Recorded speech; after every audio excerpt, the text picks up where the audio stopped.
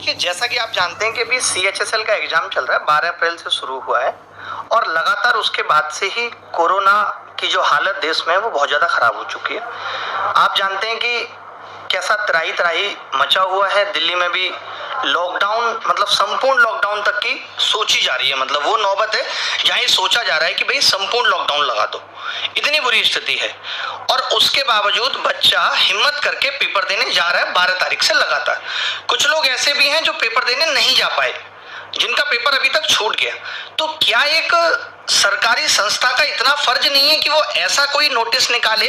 मान लेते हैं कि वो पेपर पोस्टपोन नहीं कर रही, तो उसको इतना नोटिस तो निकालना चाहिए कि जिन बच्चों का एग्जाम रह जा रहा है किन्हीं कारणवश, उनका एग्जाम हम दोबारा लेंगे। आपको नहीं लगता? मेरी एक एक बात को आप ध्यान से सुनिएगा कि अगर जिन बच्चों का एग्जाम छूट गया, जो नहीं जा पाए, जिनका सेंटर दूर था, वीकेंड लॉकडाउन चल रहा है, बुखार उनको आया हुआ है या उनको खुद कोरोना हुआ है, वो कैसे एग्जाम देने जाएं?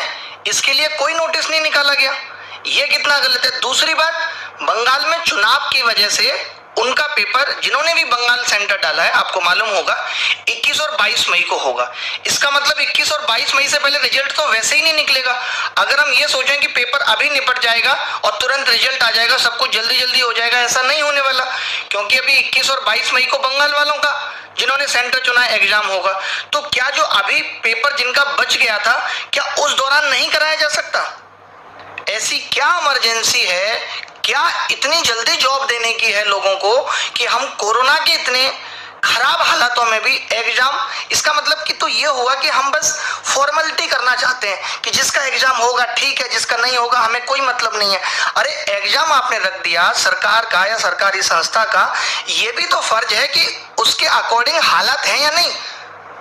बचपन में भी हम लोगों का पेपर, जब कभी मिड सेम एग्जाम हुआ या कोई छोटे मोटे, मैं एक छोटे से टेस्ट की बात कर लेता हूं कि मान लेते हैं बचपन में हम 8th क्लास में पढ़ते थे, टेस्ट है आज, लेकिन उस दिन बहुत बारिश पड़ गई, 12 बच्चे ही आए, तो एग्जाम नहीं लेता था टीचर, कह देता था आज हालत नहीं है, सारे बच्चे नहीं आए, ठीक है टेस्ट कल होगा।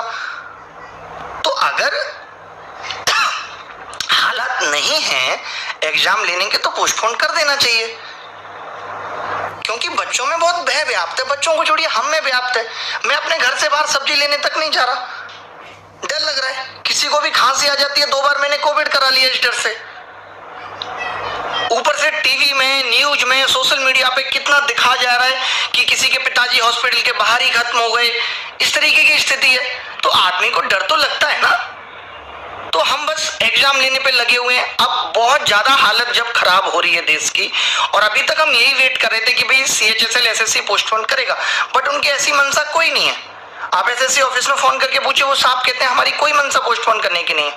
आप 5 दिन के अंदर रिजल्ट निकाल के 6ठे दिन ज्वाइनिंग देने वाले हैं क्या? तो बता दीजिए भाई। तो ये एग्जाम मेरे हिसाब से पोस्टपोन होना चाहिए। और जिन भी बच्चों का अभी रह गया है, पिछले कुछ 6-7 दिनों के अंदर जितने भी बच्चों का रह गया है, वो सेंटर टाइम से नहीं पहुंच पाए या किसी और वजह से वो सेंटर नहीं पहुंच पाए, लॉकडाउन या किसी भी वजह से, उनका एग्जाम भी दोबारा होना चाहिए, ये मैं चाहता हूं। तो CHSL को पोस्टपोन भी होना चाहिए। आज 7 बजे एक बार ट्वीट करिएगा CHSL पोस्टपोन, जो मैंने लिखा हुआ है टाइटल में 2020, क्योंकि अब हद हो गई तो हमें आके बोलना पड़ा। मतलब हमें ये लगता है कि ये हमारी जिम्मेदारियां बन गई हैं कि हम हर बार आके ये बोले। बताओ आप, अब तक ना बोलने की वजह यही थी कि भाई सब टीचर यही सोच रहे थे, हम सब बात कर रहे थे कि यार SSC को अपने आप सोचना चाहिए। सारे एग्जाम्स पे बात हो गई, 10th का एग्जाम कैंसिल कर दिया गया, 12th का एग्जाम पोस्टपोन कर दिया गया, और नहीं CHSL वालों को क्या है कि नहीं तुम दो, तुम्हारी कोई कीमत नहीं है। ऐसा थोड़ी होता है भाई। पोस्टपोन होना चाहिए एग्जाम।